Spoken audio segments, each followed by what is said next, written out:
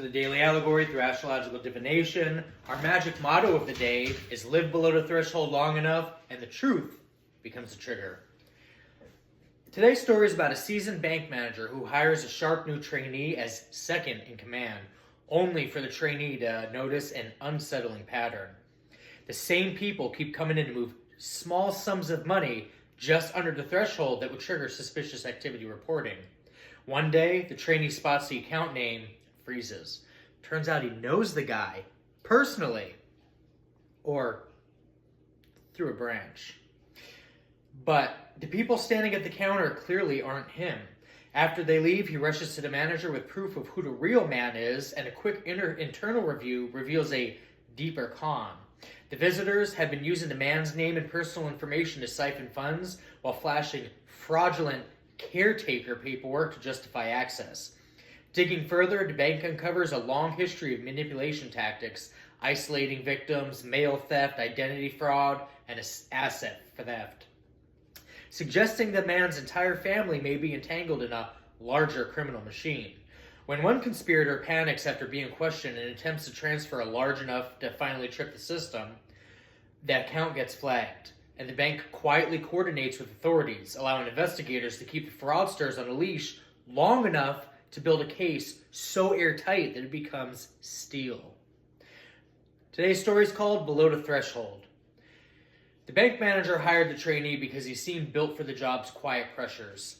Polite without being soft, quick without being sloppy, the kind of person who could hold a customer's smile in one hand and a ledger's truth in the other. The branch itself was ordinary on the surface. Fluorescent lighting, a worn carpet that smelled faintly of disinfectant, framed photos of community partners shaking hands at charity events. But the manager knew what every experienced banker knows. Behind the glass, money tells stories that people don't always want told. The first sign of trouble didn't arrive as a robbery or a screaming argument. It arrived as a rhythm. Twice a week, sometimes 3 times a week, the same small cluster of people came in to move money from a single account. Their transactions were always just under the line that would force a loud report. They were friendly, chatty, familiar in the way repeat visitors become, as if they belonged there. Like they never looked rushed, they never looked nervous, they never said anything that could be pinned down as suspicious. But the pattern itself was suspicious, because it wasn't human in its randomness. It was careful. It was engineered. Like someone had planned the numbers before they ever walked through the door. The trainee noticed before anyone else because he was new enough to still see the branch with clean eyes. He watched the receipts print, watched the same names appear, watched the amounts hover near thresholds without actually crossing them. When he brought it up casually, we see these guys a lot. The manager shrugged the way managers do when they've seen 100 harmless patterns that turn into nothing. But the trainee kept watching. A mind trained in audit doesn't ignore repetition, catalogs it. Then came the moment that changed everything. They arrived again with a thick folder and a calm, practiced tone. We're caretakers. We're assisting. He can't come in person. Here's the paperwork. They said the account holder's name like it was a formality, like the person attached to it was more of an inconvenience. The trainee pulled up the profile to process the request, and the name on the screen hit him like a cold hand on the neck. He recognized it instantly. Not from bank life, but from an old image he'd seen years ago in a local investigative piece that circulated online. A man with a distinct face and a distinct story, tied to an inheritance dispute and a mess of care arrangements. He didn't know the man personally, but he knew the face and the name it belonged to. The people standing in front of him, they were not that face. They slid IDs across the counter. The IDs looked fine at a glance. Reasonable photos, reasonable ages, reasonable details. They handed over a letter that declared them caretakers and hinted at legal authority without actually stating legal authority. It was just gray area, if you will, just under the threshold. Everything was almost convincing. Almost. And in fraud, almost was the whole crime. The trainee kept his expression neutral and processed the transaction as if nothing was wrong. He didn't want them alerted. He didn't want them spooked. He wanted them comfortable. He wanted them predictable. They left with their receipt and their smiles, and the moment the door sealed behind them, He walked straight to the manager's office and shut it. He placed a printed photo on the desk, an image he pulled up and printed in under a minute. This is the account holder, he said. The manager stared at the photo, then at the lobby, then back at the trainees if the building itself had shifted a few inches. He didn't like storms. He liked stable numbers and stable patterns, but he also had 30 years of experience telling him when a small thing was on the edge of becoming a big thing. They did what professionals do. They verified. They didn't start with accusations. They started with checks. The trainee searched the notary name and found inconsistencies. Spelling that didn't match registered records. The manager compared the signature on a caretaker's letter against older bank documents and noticed subtle mismatches. Too clean. Too consistent. Like someone had practiced. They reviewed the transaction history, small transfers that never tripped a blaring rule but obviously looked designed to avoid attention.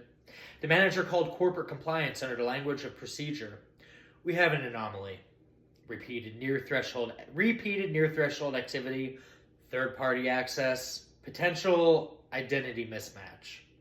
Compliance didn't react with panic. Compliance reacted with process. Because banks are built to turn instinct into documentation, they instructed the manager to open an internal case file, preserve surveillance footage, document every interaction, and tighten verification requirements. If the group returned, the branch would stall politely, ask for additional authority documentation, and avoid tipping anyone off that a report had been made. The trainee learned quickly that banking doesn't catch criminals by fighting. It catches them by waiting and keeping notes. Patience, you know. When the caretakers came back, the branch was ready. They expected the same routine, same smiles, same easy access. Instead, the trainee politely requested additional verification. Court order numbers, contact details for the account holder, proof that their authority was real rather than claimed.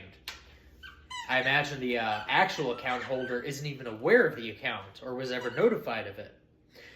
The lead woman's smile held for a second, too long, and then became sharp at the edges.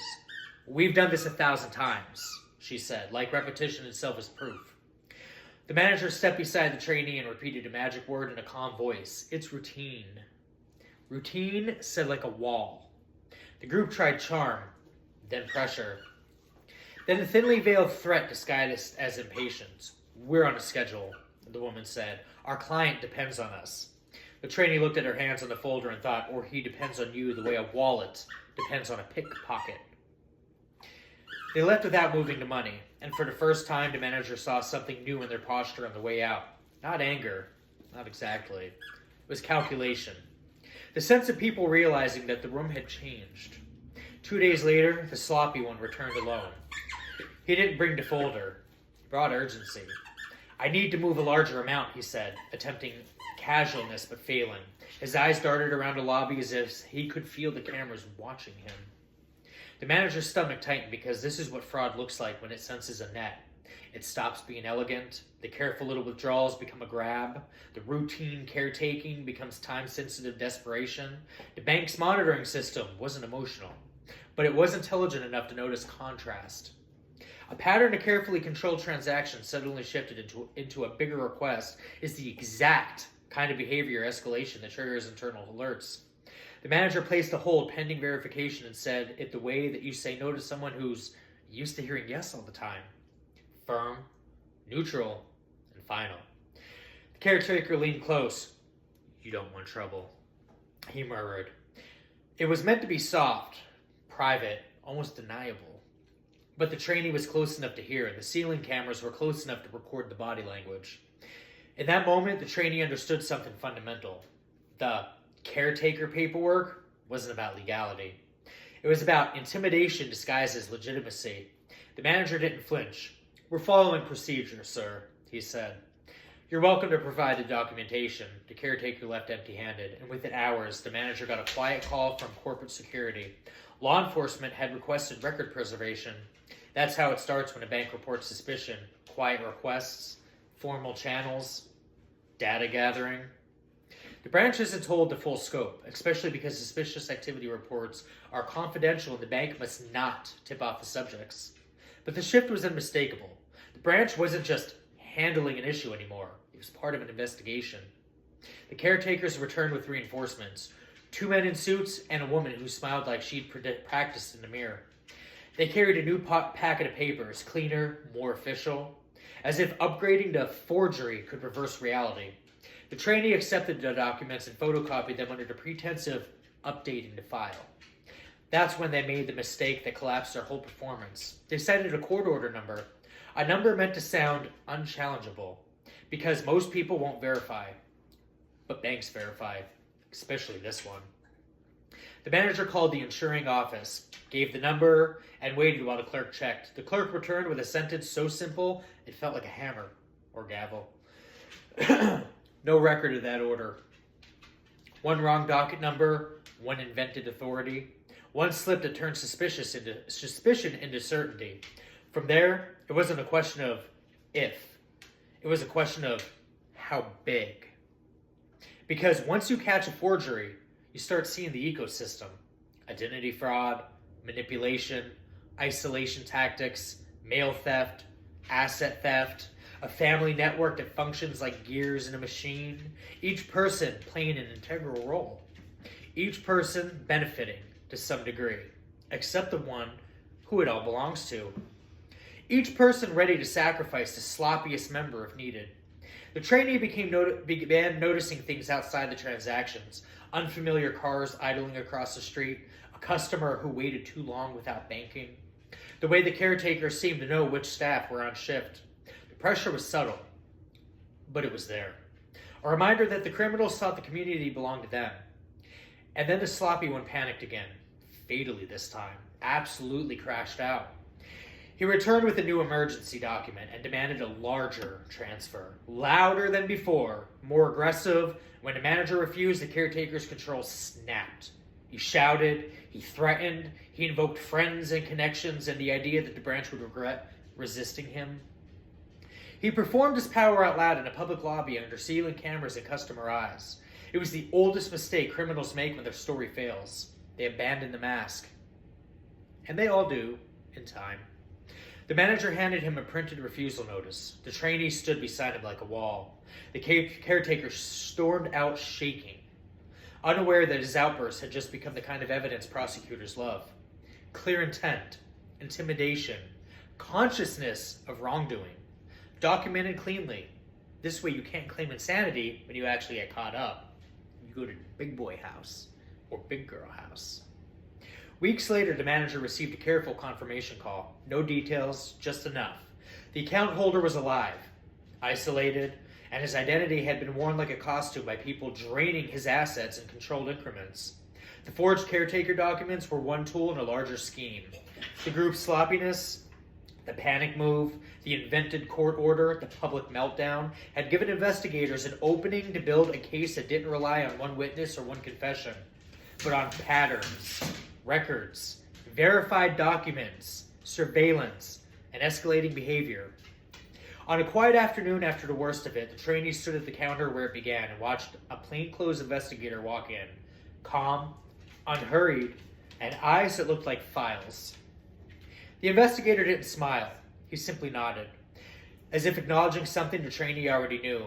You can hide inside normal for years, living below thresholds, behind paperwork, behind polite smiles, but the moment your hand shakes and you reach too far, the system notices. And once it notices, it remembers. And like the old laws of Mayat, justice, though slew, remains constant. We're going to end this with the invocation of the threshold ledger, with our intent being for clarity, protection, and the exposure of forged authority. By the quiet hum of vault steel and fluorescent lights, by the ink that remembers and the camera that does not blink, I call the spirit of truth in records. Let what is real stand and what is forged fall away. I invoke the threshold, the line the careless circle, the limit the greedy tempt, the place where patterns reveal themselves. Let every transaction carry its true signature. Let every number confess its origin. I call in verification, the clean eye, the steady hand. Unmask false papers, false seals, and false names. Let counterfeit authority crumble in daylight. Let stolen identities return to their rightful owners, whole and protected. I invoke witness, the silent lens, the preserved file, the dated receipts. Let footage hold what words deny. Let timelines lock. Let evidence align like teeth in a key. Where manipulation entered as care, let discernment enter as truth. Where coercion hid behind politeness, let procedure become the shield. And if any hand seeks to move what is not theirs, let the system wake. Let the hold engage. Let the alert sound in the right places. Let the net tighten without haste and without mercy, not by vengeance, but by lawful consequence. I seal this branch, this ledger, this name, this life, against fraud, theft, and forged power. What is below the threshold will still be counted. What is hidden will still be seen. What is stolen will still be traced. So the line holds, so the truth triggers, so the case becomes steel. With the divine authority I contain, let this law become law that underlies law. And we whisper this to take hold immediately. And so it is. I'll see you in the next one.